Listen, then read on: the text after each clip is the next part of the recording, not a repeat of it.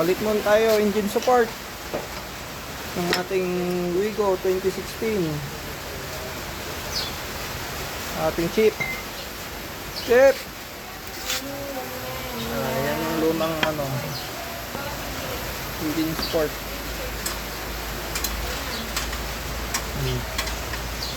Sinagpak na yung bago. Tapos nagpalit din pala tayo ng spark plug para mas maganda ng performance. Kasi wala na, puro carbon na yung spark plug natin.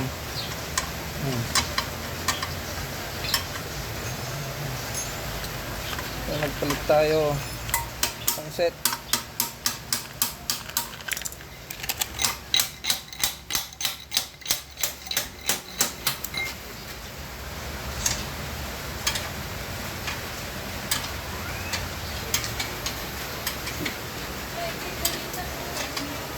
Wigo G 2016 Matic transmission yan. Ayusin natin lahat ng issue.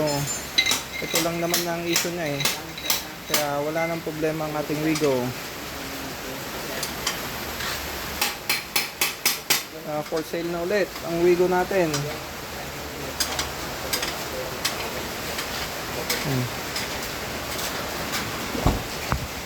Matic to. Matic transmission, naka touchscreen din yan.